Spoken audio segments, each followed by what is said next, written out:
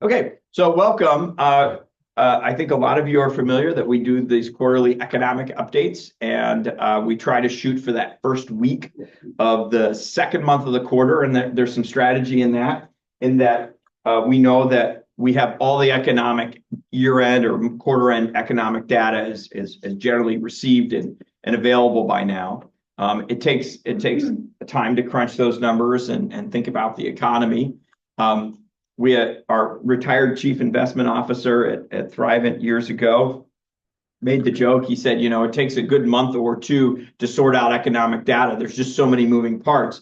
And we announced GDP about a month into the quarter from the previous quarter, and then we revised it twice until we finalized the math. And he said, the Chinese government sometimes has it much easier. On the 10th day of the quarter, they'll say last month or last quarter, our economic growth was 10%. And they never revise it. And he said, so they're probably just making it up.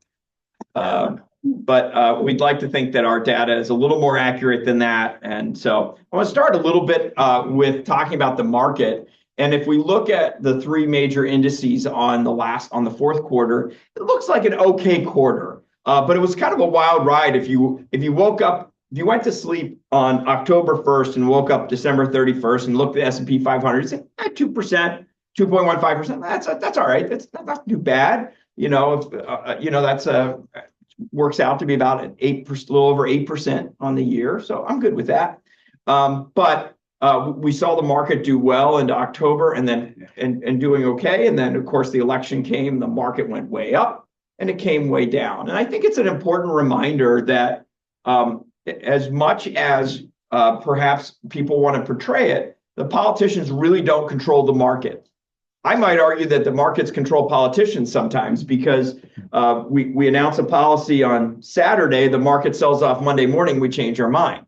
So, but the broader issue of what drives market behavior is broader economic data. And in the short term, the market will react to something that somebody says, whether it's a CEO of a tech company, whether it's a Federal Reserve board member, or even the president or somebody in Congress will make something. The market will react in the short term. But long term, the market will always go back to what is the broader economic data. So as we think about our presentation today, we really are going to focus less on there's a lot of noise in Washington and that has the potential to impact the market. We'll talk a little bit about that. However, I think it's the broader economic trends that we need to be aware of and paying attention to that really is going to affect what the returns we experience in our portfolios. So thinking about 2024, I'll touch on 5 key moments. We started off the year very strong. And in fact, most months were positive. Last year was a pretty good month, a pretty good year. And the markets generally were reacting to some core pieces of data that I think are important to think about. Inflation was coming down. It's not great yet. It's not back to what's an acceptable level of 2%. And so, we still are going to experience high prices. Deflation is when prices drop. What the Fed is trying to do is just not make them rise so quickly. So prices are still up and they're going to stay up. I don't think things are going to get cheaper. And so I think in March, we saw a little bit of volatility. Over the summer, we saw the markets pull back a little, but then recover because economic data continued to come in very positively. And the big things are GDP growth.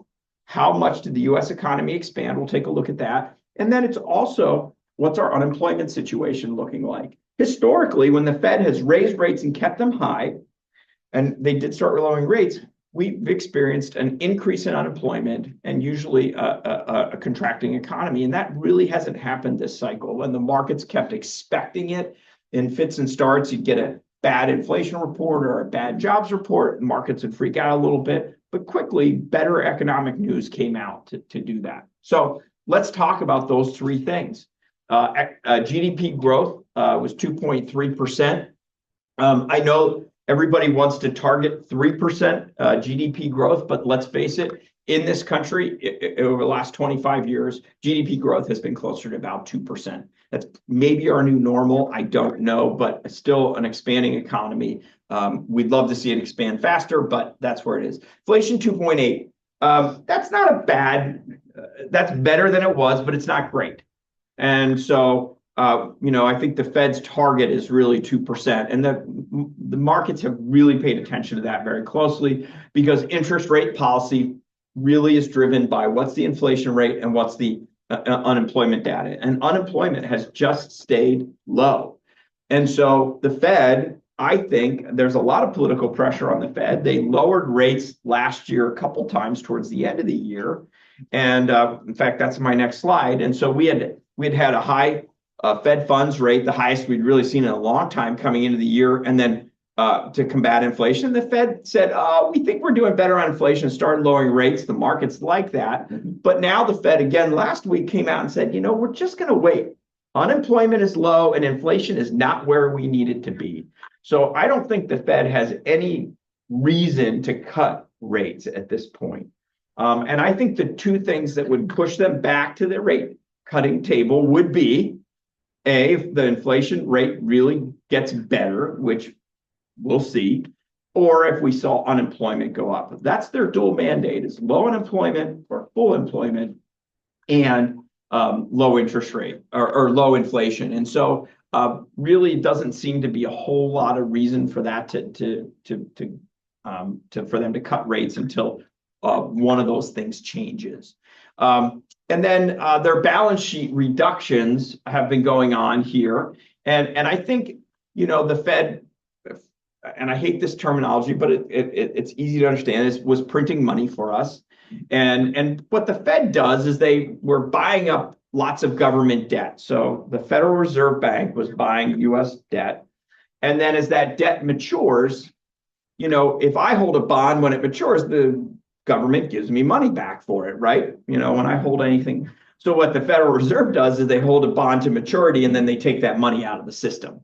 So this is that unwinding of all that money they put into the system. Now they're starting to take it back out and they're doing that gently. And so again, that probably is important to kind of unwind that money supply to some degree so that we have those levers to pull on when we find ourselves in another recession, whenever that may be. So I think if you've heard me talk before, consumer spending is a really important metric to pay attention to. And the reason that we want to talk about consumer spending is 70% on average of US economic activity, as measured by GDP, is driven by consumer spending. So that we are a consumption-based economy. And so if we think about why unemployment is important to markets, when people feel like they have job security or they can go find another job quickly, they tend to spend more, right? Because I'll buy this new car, I'll buy this new house, I'll buy X, I'll take that trip if I'm reasonably certain I have a way to pay for it. And the way I pay for it is my job. And what we see is when unemployment starts to creep up, people feel trapped in jobs. They're not certain of whether their job is secure, and they tend to tighten spending. So that is why we pay very close attention to unemployment. It drives the Fed's policy, but it also really drives our economy. And we have been very, very fortunate. And the reason, I think we all remember, hopefully it's becoming more of a distant memory, but in 2022, the market sold off. We saw the bond markets go down because interest rates are going up. There was a tremendous fear that we were headed into a recession here. I think a lot of people were certain we were going to go into recession in late 2022, early 2023. And it didn't happen. And I think the reason that it didn't happen is unemployment stayed low. People had jobs, they had job security, and they kept spending. So the consumer kind of kept us going. And that's really what drives the US economy. So again, when we think about this pyramid here, economic growth does drive spending habits. People are looking at, is the economy expanding? Do I feel secure in my job? When the economy is expanding, people are hiring. When the economy is contracting, people are getting rid of jobs. And that drives spending habits, disposable income, and that really is what builds us into that idea of consumer confidence. So it's a really important metric to take a look at. One area of the economy that I think is really mixed as we go forward in 2025, which will be I think there's a lot of competing data here. So let me just try to unpack unpack that, is housing. And housing is a really important part of our economy. In fact, probably the biggest component of inflation over the last 18 months has been housing. So I think we all look around. If any of our neighbors have sold a house recently, we're all going, wow. Does that mean my house is worth more than I thought? So there is a very strong demand for housing. And there's a couple of reasons for that. And just fundamentally, we're living longer and staying in our houses longer, but our kids and grandkids are graduating and entering the job force and wanting to buy houses. And so, the turnover isn't as quickly as it was because baby boomers are living longer than their parents. They're holding on to houses longer. And so, that population dynamic is there's an extra generation of people trying to find houses and struggling to do that. So demand is very high.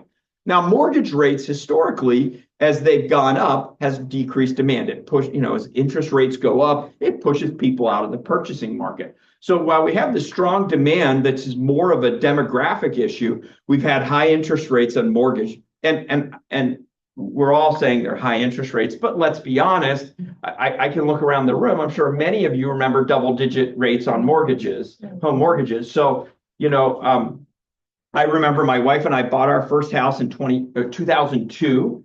So 24 years ago or 23 years ago. And we were able to lock in our mortgage at 5.75, and both sets of our parents said, "Oh, what a great deal. That's so amazing." And now, the mortgage rate's been around that, maybe a little higher. And everybody's going, "Oh, mortgage rates are so high." Yes, for the last 25 years, mortgage rates are higher than they've been. However, historically, they're kind of in line with the long-term historic average. And I don't know that we're going to see 3% interest rates on 30-year mortgages again for a while. If we get to that point, I think other things have to break for us to get there. And then the other dynamic is housing supply if you live in this community, we're starting to see, I know in Cumberland Township here in Strabane, we're seeing new developments start to come online and builders are building lots of houses, and that's a trend across the country. There's just not enough houses to keep up with demand. So we've kind of got these competing things here. It'll be interesting to see where this goes, but houses are expensive still. They're more expensive, and then the borrowing cost is much higher. So it's hard to predict what that dynamic will lead to here as we go forward. Just something to look at and think about. I've talked about the labor thing, just a couple of stats that I think if you had talked to many economists in 2023, they would have laughed at this. But the unemployment rate dropped to 3.7% at the end of the year, which we know anything below 5% has historically been considered full employment. We created an average of 225,000 net new jobs. You may remember at the beginning of last year, there were a lot of layoffs, particularly in the tech industry. And those companies have probably overhired and ramped up too quickly during the pandemic. They thought tech was going to be where it was at. And we saw a lot of layoffs. But the bottom line is we still, on average, were creating way more jobs than we were getting rid of. So that 225 is a net new jobs number. I think we had a couple of months where it's higher, a couple of months where it's lower, and people said, "Oh," when it would drop, people said, "Uh-oh, we're in trouble." But I think on average, that is a sign of a pretty strong economy, and I think that the market doing well last year was reflective of that. And then finally, wage growth. We started to see some catch up there. Unfortunately, I think we saw a lot of people, particularly below 100,000 households earning less than $100,000. We're experiencing wage growth that wasn't quite keeping pace with inflation. And if you make less than 100,000, you're spending X% of your income on food and groceries, versus if you make more than 100,000, you're spending less. And so it was the households, which is a lot of retirees below that $100,000 mark, that were really feeling the pain of increased prices, but wage growth is still reasonably good, and that does bolster the consumer a little bit. So let's talk a little bit too about international trade, and it would be foolish to not talk about tariffs and trade agreements. in light of what's happened, I should say. Now, this presentation was designed 10 days ago and sent off for, we have to get our approval. So a little bit has changed since then. But again, I think, and I really, I always want to remind our clients, markets at the end of the day are apolitical. They are simply trying to guess where the economy is going and respond accordingly by buying or selling. There has been a lot of talk going back to the presidential campaign on tariffs and trade agreements. And we saw a number of those over the last couple of days kind of get jumbled up and then resettled, and the market reacted in a way that I think it would. We are coming into an era where we're using tariffs to negotiate other things beyond trade. And I won't comment whether that's a good idea or a bad idea. What I will say is if the tariffs do roll and come in and stay in place for a long period of time, it will drive prices higher. So that probably means that inflation will go up if this is a long-term strategy. Now, those tariffs were in place for 48 hours before we took a 30-day pause. And so I don't know how we're using, it's not clear to anybody what the end game on the tariffs are. And if they're a negotiating tactic, that's fine. But if we end up and we did put new tariffs on China that went into effect, and if they stay in effect, that will drive prices higher for consumers. That will probably have the Fed keeping interest rates higher. That will keep people out of the housing market. It could lead to unemployment. Historically, it has, although this last cycle it didn't. So these are all things that long-term, if they stay in place, could create difficulties in the economy. The other issue is we can't just unplug our manufacturing global supply chain and say, oh, we're just going to build it all here quickly. It's interesting, just reading some articles, to build a Chevrolet pickup truck, the parts travel across the Mexico United States border multiple times. So we manufacture components here, we ship them to Mexico, they put them together, they send them back to here, we put them inside a computer, inside a car, we ship the computer back to Mexico, they put it in the truck, they build the rest of the truck in Mexico and put it back. So it's a little, and this is, and we have the same deals going in with Canada too. So in North America, there's just a lot of movement across that impacts manufacturing. And so those things will be interesting to see how they do this. And then this rolls right into the geopolitical tension. I think it's no surprise that there's a lot of concern what's going to happen long-term with China and Taiwan. There's not anything there yet. Will we get involved if there is? We certainly have a treaty that says we will. It's hard to ignore what's happened in Russia and Ukraine and the impact that that's had, and where does that settle out? And then finally, I think we're seeing a little bit of a pullback in a good way in the Middle East. We have this ceasefire right now in Israel that they're starting to release hostages, and that war seems to be simmering down, but it's not over. And so I think all of those, any one of those three things flaring up and becoming bigger and drawing more of the world, including the United States, in, really could hurt our economy. That creates, it hurts markets because it can create a lot of uncertainty there. So again, those are things that have been going on for the last several years. I would continue to watch those. And again, those geopolitical tensions have nothing to do with which party is controlling Washington. Those things are there regardless. And so they do present a risk to the U.S. economy. And then I think currency fluctuation is another issue that we're seeing. I know that if you've traveled or know anybody that's traveled to Europe, the euro and the dollar are very close to parity right now. A lot of you know that my brother lives in Austria. And so when I bought Christmas gifts and birthday gifts for my nephews and niece, I go on Amazon and just ship them to their house in Vienna. And it was interesting now that the euro and the dollar are almost identical. So, you spend, and that's historically, so Europe's currency is weakening, the US dollar is strengthening. So that's an interesting dynamic for us and for them too. It makes their lives a lot harder in Europe. And so does that slow the European economy down even more as a result?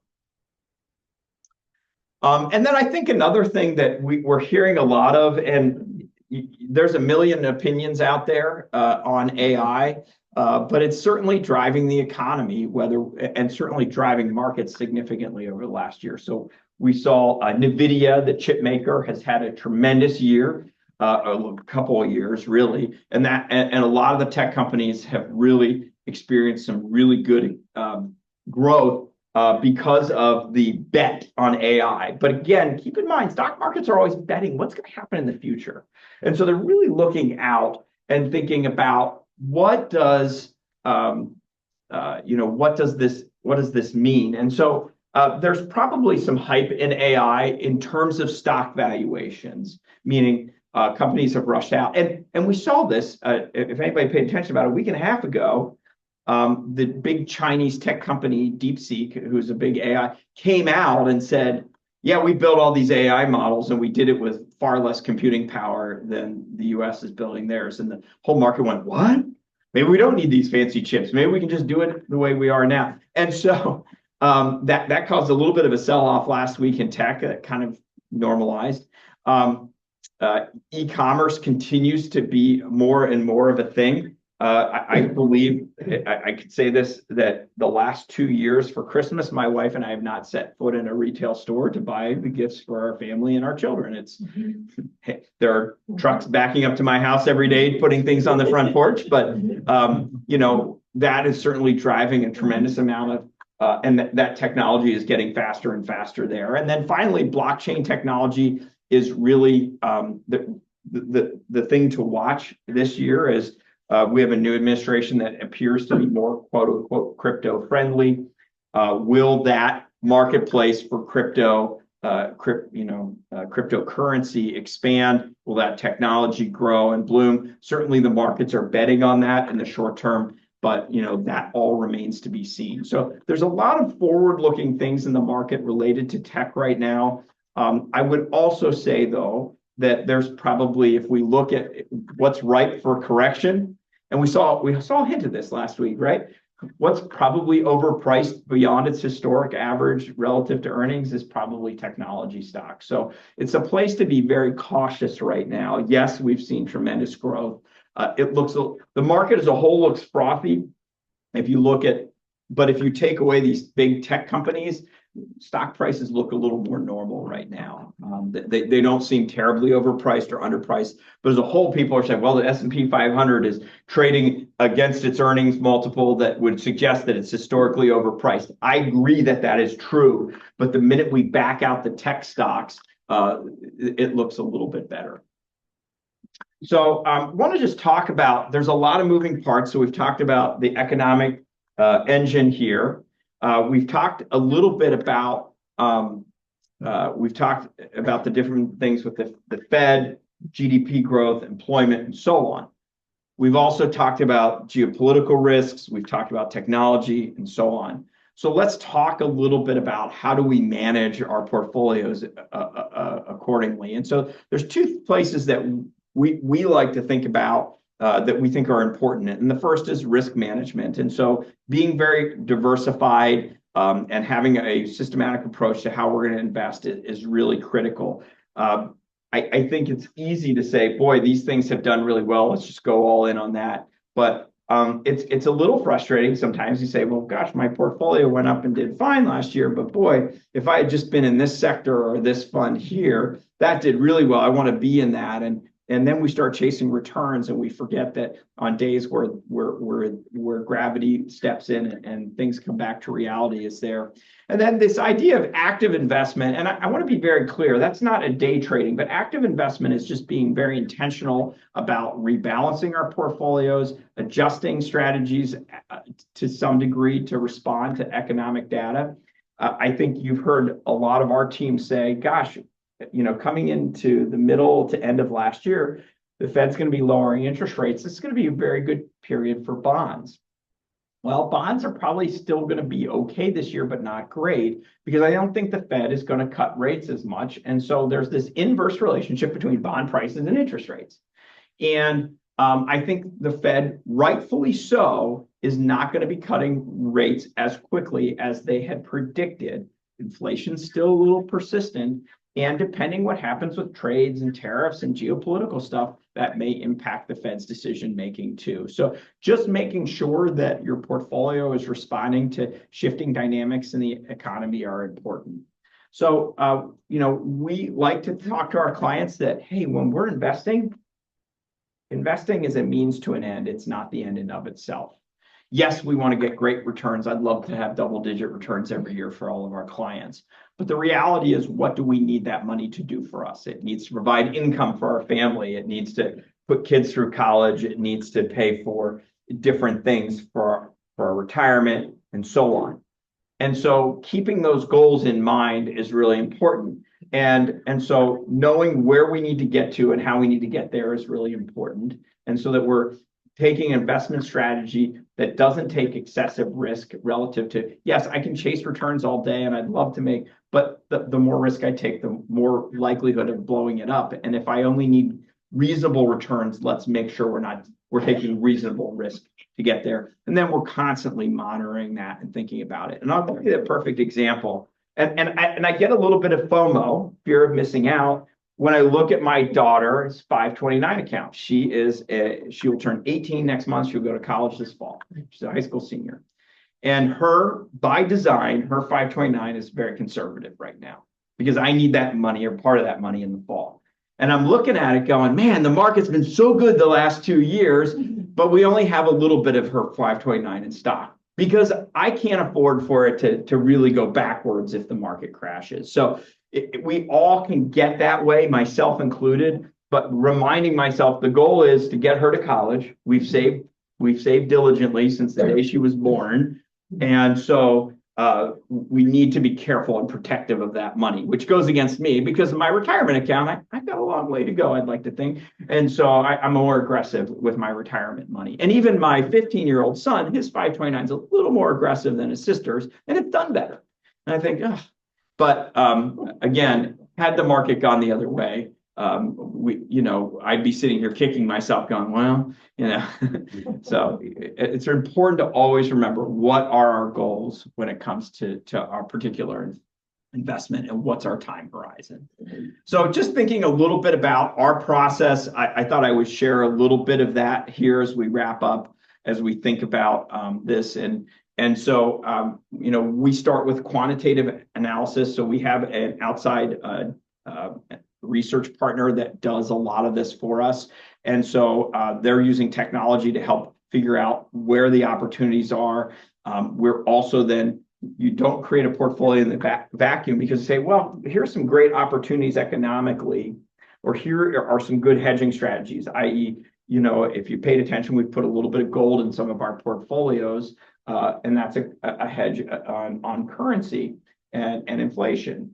And so these are different things that we're doing, but we can't do those without the broader context of, I'm not going to take really ridiculous bets in a conservative account for a client because that just doesn't make sense. Even if there's a good opportunity there, we have to make sure that we're taking the client risk into consideration. And then finally, this idea, and what we subscribe to, is this idea of dynamic asset allocation, or sometimes it's known as tactical asset allocation, where we have a good risk profile, but we're going to make slight adjustments on an ongoing basis to respond to economic data and also, market performance. A strong performance in one category would probably have us rebalancing and selling what's high and buying what's low. So, again, we're looking at economic trends. We want to pay attention to market volatility and then take advantage of those investment opportunities. I think as we think through this year, I think there's three big risks that we've kind of touched on as we've gone through, but how do we address those? One is inflation risk. So again, there are inflation protected securities, commodity ETFs. I mentioned gold a little bit ago, quality dividend stocks. We do think inflation is still a risk. It's probably not the biggest risk we face, but it's something we're watching very, very closely right now. Again, these tariffs bite if they stay in place a long time. That will drive prices for consumers higher. And then the idea of market downturn risk, we're just in a place where, again, stocks, particularly in some categories, are way overpriced. They're ripe for correction. I've said that several times about tech stocks in particular, the Magnificent Seven. So 7 of the biggest stocks trading in the United States are these 7 tech companies. They're all names we know: Apple, Facebook or Meta, Amazon, Google, and a couple others. So all that to say, there is the risk that we get into a moment of correction. And then there's the broader global market risk. What's happening in Europe? What's happening in Mexico and Canada? What's happening in China? These things do impact us because whether we like it or not, we have a lot of trade with these countries. We have a lot of different things going on. And so, again, when we're investing in European stocks, we're taking a hedged approach where we're hedging. You can make money in Europe on their stock market and lose it on the currency exchange because the euro drops. So those are types of things that we want to be very aware of and careful of when we're investing for our clients. So as we wrap up today, a couple things that we just want to think about for everybody is, being strategic with our portfolio, remembering what our goals are, remembering why we're in a particular investment. What's that there for? Is it for college in the fall, or is it for retirement in 20 years? We want to make sure that we're taking risk that's appropriate for each of our clients. And really, I want to make sure I'm taking risk that's appropriate for me. If I can't stomach the idea of opening my statement and seeing a 25 or 30% loss in one quarter, then I need to make sure that I'm in the right investments that aren't going to put me into that kind of situation. We need to be thinking about what's going on in the market, what policy and trends are, and then also looking down the road and what are the things that are coming that can influence the market. I'm talking out of both sides of my mouth on technology today, and there's a reason. There's a lot of exciting things that AI might do for us in the next few years. And so from an investing standpoint, say that's where I want to be, that's where I want to be invested. But I also need to fundamentally look at, the market intelligence side of it. And we went through this, right? We went through this in the late 90s, early 2000s, where, oh my gosh, the tech bubble. And so we want to make sure that when we're taking risk, particularly in different sectors, that we're doing it in a way that we're not just going in blind and saying, oh, the future is so bright here. We said that about a lot of e-commerce and e-something companies back in the late 90s and early 2000s, and that had a massive correction. So that's just something that's somewhat salient and reminding of us. So you heard me say that today's presentation is being recorded, and I'd encourage you to go to our YouTube channel and very closely read these disclosures at your leisure. And make sure that you understand some of the different terminologies that we've used here. And you'll of course be comforted to know that past performance is not indicative of future returns. So at any rate, I want to thank everybody for coming out today. Happy to answer any questions that we have, but just thought we would think back a little bit on 2024 and then tell you a little bit about what we're thinking about and looking as we go forward. So thank you for being here.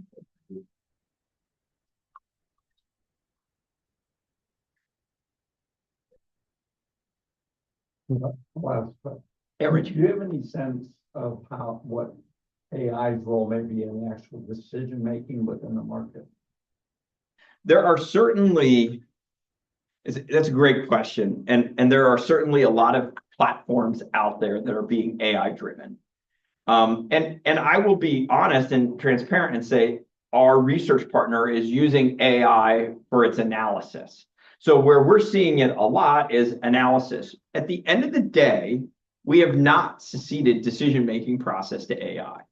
Some companies have, and they have strategies that they're doing that are rapid trading. That's not our style. So, but where we're finding AI to be very resourceful in the short term is that it can crunch large amounts of data very quickly and then deliver that data back to you in a consolidated way so that you can make decisions quicker. But at the end of the day, our team still sits and looks at investment recommendations and discusses them before implementing them. And I think that's probably what we're seeing across the industry for the most part is, yes, people are using AI tools for research and analysis, but for the decision-making process, yes, there are people out there doing that. Certainly a lot of day trading strategies are letting AI quickly bring in data and then decide and make bets, but that's not a good long-term strategy. That's a good short-term strategy. And I don't see AI there yet, but that could change. I mean, we talk a lot about it in our team. We like some of the efficiency tools that we get, that our team has. We have some AI in our platform that's taking our client data and helping us prep for the next client meeting based on the notes that were there, which is how our process always was, but it was a person going and reading the notes and then helping develop the agenda for the next meeting. Well, now AI is able to, so it's creating some efficiency. So I really like it for that. But I don't know, I certainly think there will be a day and time where people trust AI more to make investment decisions. I don't think we're there yet, and I don't know when and if we'll get there.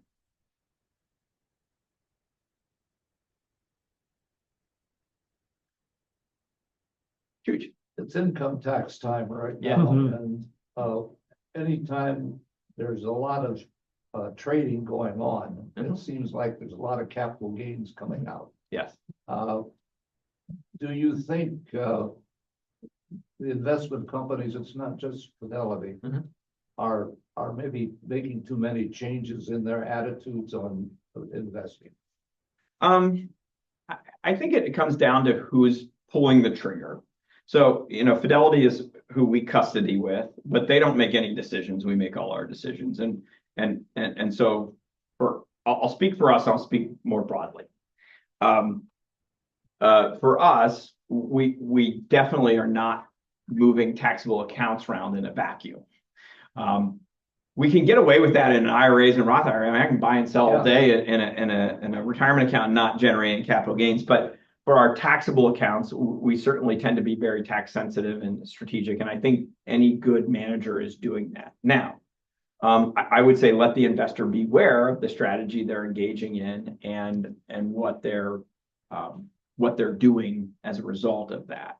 And so, if you give carte blanche to a systematic transfer, yes, to your point, there has been some criticism that Fidelity does a lot of trading in the accounts that it manages, and you can go directly to Fidelity and ask them to invest for you. But again, I think if you're not careful, they're maybe doing some of that. But I would also say too, though, that, and this is the thing I remind our clients of, it's good to pay some taxes along the way, instead of letting them build up and get to a point where now I need money and I have to diffuse a bomb to get it out of the portfolio because I've built up so many gains. So we do think some, particularly for taking a little bit of tax and taking a little bit of pain along the way is a good long-term strategy, but being strategic about it is important.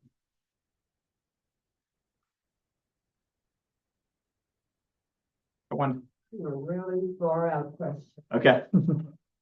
My concern is what's going to happen to the brains of the people who just go to AI and find everything, especially our children in school several years from now, not that far away. They're not learning what we learn. I think it's a great existential question, and really smart people are asking it. And I'll give you two answers that I've heard. One is, you look at this device here, the smartphone, and the reality is it's an incredible tool that has made our lives better. But it's also poison to young minds, right? I mean, social media, body shaming, and all the, there's tremendous research that says young kids shouldn't have these and they shouldn't be on social media as a result. And so I think AI is going to take a similar path, and it's, can we be thoughtful about how we do it? I think it's a powerful tool that will make us smarter and better and move and develop things faster if we harness it correctly, if we use it for its good purpose. But if we become reliant on it to the point that we don't know what we're doing, I think that is a moral hazard. And I watch my kids are both in high school, and they're their teachers are very cautious about it, but also thinking about, you know, recognizing that there are some things that it can do so well that nobody should, you know, do I need to take an hour to figure out a complex math equation? I need to know how to do it, but do I need to do it all the time?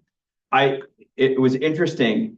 I'm part of the Financial Planning Association here, and I was at a meeting in January where we had a thought leader on AI come in, or excuse me, back in December, a thought leader on AI come in, and you know somebody was saying, "What should our kids go into if they're going to college? What should they major in?" And his answer was very telling, and he said, "You know, AI is going to replace a lot of jobs and things. You know, 5 years ago we were telling every kid to learn how to code. They don't need to learn how to code anymore. Like that was a laborious process, and you know, AI now writes code better than any person can write code, and so that's a skill that quickly replaced it."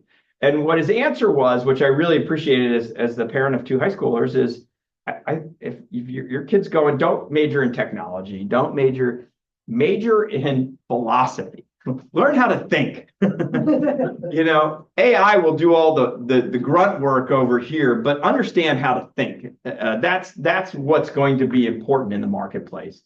And to answer in philosophical questions, the one you asked, in my opinion, is a philosophical question. And I think we have an opportunity to do it well. And so I look at things, there are certain things that I want my kids to know how to do by themselves. But then I also want to say, there's a tool over here that can do it for you. So I don't know if it probably doesn't answer your question, but I think it's something that we should be talking about as a society. We did not talk as a society about what these devices would mean for our young developing brains, and I think we should have. And so this is an opportunity for us to say, let's be thoughtful. But you know, there's a race to put these fast tools in the hands of everybody. I get it, and I think you know, my daughter is she is going to school at the moment. She thinks she wants to study neuroscience. I think that's a great skill, but you know, what are computers going to do in 10 years, or what are they going to be able to do? Make sure we have some other skills that are important that can't be replaced. So I not really wanting to be a philosophy major, but you know, the market will put a premium on things that are special like that, I think. Sort of me thinking when my granddaughter, this has been several years ago, I asked her what time it was, and we were in the room with the clock, and she looked up. So I don't know. Now I look at my phone. Yeah. Yeah. She couldn't tell me. Yeah. She couldn't read the clock. Yep. Right? I understand. So, well, thank you, everybody. It's really good to see you, and I think we'll be back here in 3 months. So that would put us around the first Wednesday in May.